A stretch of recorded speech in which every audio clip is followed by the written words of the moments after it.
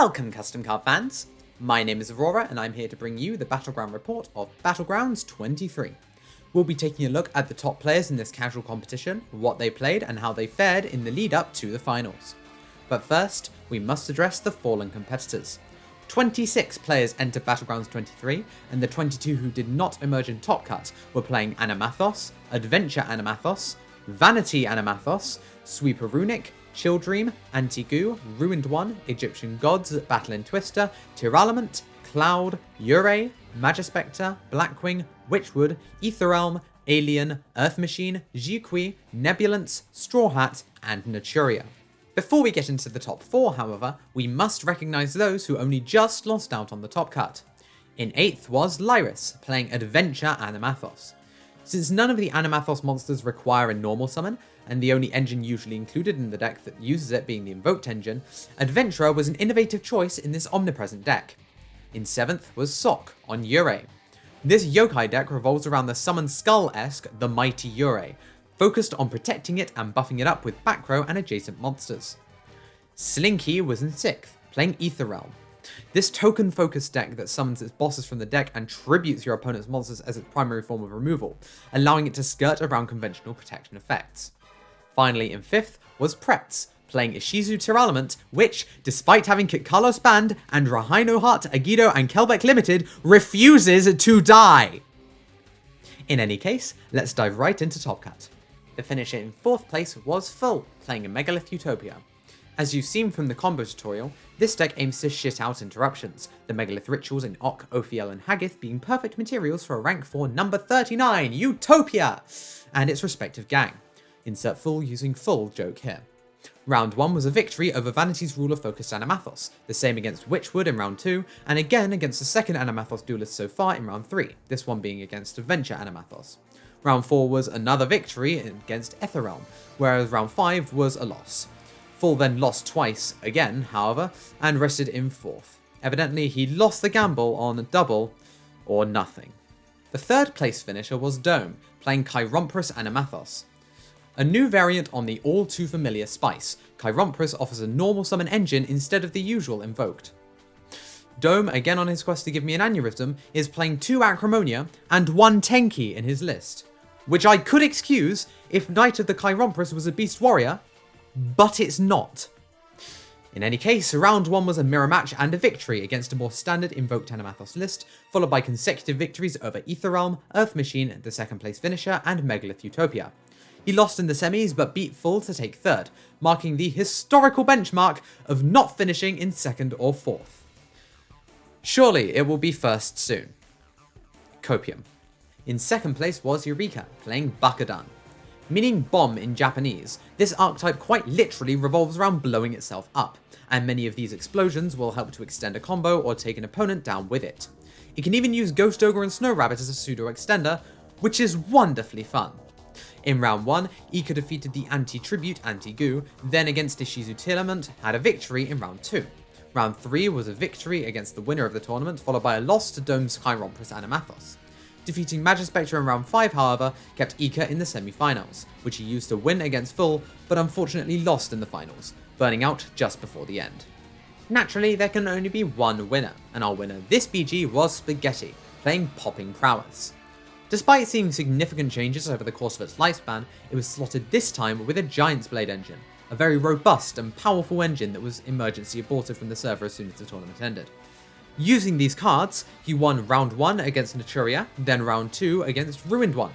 Round 3 was a loss to Bakudan, then round 4 a victory by default over Earth Machine, and round 5 a 2-0 victory against Ure to squeeze into Top Cut. The semis against Animathos were won through Floodgates, and so, most likely, were the final games against Ika's Bakudan. Let's see if I'm right about that. So this is the finals match between Eureka and Spaghetti. We know that Eureka is obviously on Bakudan and Spaghetti on Popping Prowess. So let's see how this game goes. Spaghetti is going to win the die roll, which means I presume he's going to be going first. Yep, and that is bad news for Eureka, even though Bakudan is probably really decent at breaking boards. Not with that hand. Eureka's going to need a good draw to get himself out of that one, and Spaghetti has opened what looks like pretty well. We're going to start off with a Tenki and use its effect in order to search for a a Popping Prowess. That's going to be Ninja of Popping Prowess Grandmaster, which is going to be able to banish itself if you wants to, but I assume we're just going to normal summon it. We're then going to activate Popping Prowess Tactic Grand Sabotage during our turn to special summon a Popping Prowess token, which is a lot of fun, evidently. Then we're going to go with Ninja Popping Prowess Grandmaster, banishing itself to add a level 8 Dark Popping Prowess monster from the deck to the hand. And then we're going to chain this, I think. The card effect is activated and special summon a Popping Prowess token. Or if you cannot place a Shinobi counter on this card. Okay, so we're going to summon another token and add a... Oh no, it just adds any Dark Popping Prowess. And then we're going to summon another token since we did not search a level 8. And we're going to normal summon the Ninja Popping Prowess Grand Saboteur and use its effect in order to tribute a Dark Popping Prowess monster you control, which is going to be one of these tokens, in order to add a level 8 Dark Popping Prowess from deck or graveyard to hand, and that is going to be the Ascended Shadow. That's a new art. We're then going to summon the Ascended Shadow since we control all Popping Prowess monsters. We're then going to set Sabotage Supply Lines and the Infinite Impermanence and end turn. That seems good. These have too much text for me to go over right now. During the end phase, this is going to trigger once per turn quick effect special summon a token. That seems to be what's happening. We are summoning a token. Ika's going to draw, and it's Flare Bakadan. That's probably one of the better cards we could have drawn here. Ascended Shadow is going to trigger. I believe that places a Shinobi counter on it. We're going to then also trigger Grand Sabotage to place a Shinobi counter on it. We're going to normal summon Flare Bakadan and use its effect in order to place a Bakadan Call from the hand. No, we're going to place Bakadan Renew. Interesting. We're then going to trigger Renew. That's going to get Ogred, which is then going to get chained to by Call by the Grave in order to stop it.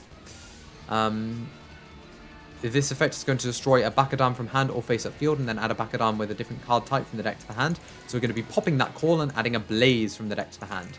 Then we're going to trigger the effect of... oh, what? No, we're going to be adding Fireball Bakadan because we've realized the Blaze is really bad when we don't have our normal summon. We're going to go Fireball Bakadan effect since we control a fire... Since all our monsters are pyros, we can special summon it from our hand. And then I'm assuming we're going to overlay these, or we could sync with them. I mean, there's both of those options. We're going to sync with them, and we're going to summon the King Bakadan. This one's kind of good. We're going to go King Bakadan effect to place a spell trap, which is going to get met with an infinite impermanence. Then we're going to go straight into the battle phase and use King Bakadan to attack the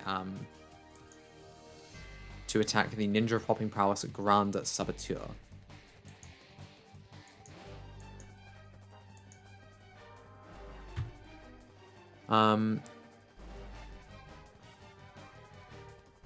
What's Ascended Shadow do? I genuinely have no idea.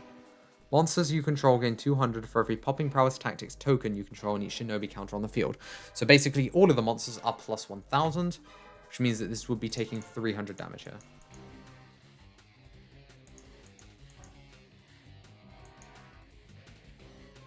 $100 from Tenki, and it loses 5 from Saboteur. What the heck is going on? Okay, so when I said that like these cards being too long to read was BS, I take it back. These are too long to read. These have about 5 different effects each. This is kind of crazy. Okay, so this is dropped by 5. These are all boosted by 1000. So it can't. So currently King Bakadan can't even beat over Grand Saboteur. Oh, and they also gain 100. Yeah, that makes sense. So it's not a floodgate. It's just the hidden effects. The effect that's literally hidden within the card. This time it's going to be Ika starting, and is going to start off with a Pot of Desires, which unfortunately I can see the fate of this Desires before it happens. There it goes. Ah. Well, I'm beginning to see how Popping Prowess won this game. And And it wasn't by... Well, I mean, like, yeah, it's obviously by being good, but popping prowess is just, like... Search Grand Saboteur. That's going to get trolled. And since we control no monsters, we can summon the Ascended Shadow. This card has a lot of text. Let's count these effects, shall we? First effect, summoning condition, even though it's actually not an activated effect. Second effect, once per turn, summon a token or place a counter. Third effect, while that token's in the zone, the player can't summon monsters from the extra deck or tribute summon monsters. Fourth effect, monsters gain attack. Fifth effect, once per chain, if an effect is activated that will cause a card to leave the field, negate it. Sixth effect, if a card you control be destroyed by battle, you remove a token. 6 effects. Knight, I'm sorry, but I agree with everybody else now. This thing has 6 effects. This is gonna summon the token, then we're gonna go summon the Grand Saboteur, and we're gonna beat him for what's this? This is 12. This is 27, and this is 17. What? Okay, so take an extra 300. Fun. It's 100 per. What? What's going on? Dark Popping Prowess monsters gain 100 attack for each Dark Popping Prowess monster you control. It doesn't even just count the tokens. For goodness sakes. Right, Ika, you're going to have to pull something out of your ass this time. We're going to go Imperm the Grand Saboteur. And then we're going to activate Crackaboom. Crackaboom is not a bad card to draw off the top here. We're going to search for the Blaze Bakudan, and Crackaboom is going to pop itself. We're then going to activate normal summon the Blaze Bakudan, use its effect to search for a spell or trap. That spell or trap is going to be Bakudan Spark.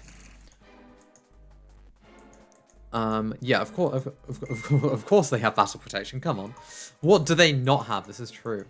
Fireball is going to trigger in the hand, special summoning itself, and then we're going to synchro with the 2 to summon the King Bakudan. Go King Bakudan effect in order to place from the deck the Bakudan Spark. Use the effect of the Bakudan Spark on the field in order to destroy one other... no, during the main phase, destroy Pyro in the deck. We're going to go from the deck the Volcano Bakudan. Then we're going to activate the second Bakudan Spark, popping the other Bakudan Spark in order to draw 2 cards. We're going to get into a renew and a third draw. We're going to special summon back Volcano Bakudan, and then we're going to go into battle and swing and do nothing and just lose the game. Congratulations to the 4 Top Cut duelists, and congratulations further to everyone who participated. These tournaments aren't possible without you, so it's wonderful to see so many people taking part. If you want to be a part of the next EXU Battleground, make sure you check out the Discord link in the description. As always, be sure to like the video if you enjoyed, tell us what you thought down in the comments, and subscribe if you want to see more custom card content, and click the bell icon if you want to be notified every time we upload. And that's all from me for this Battleground report. Report closed.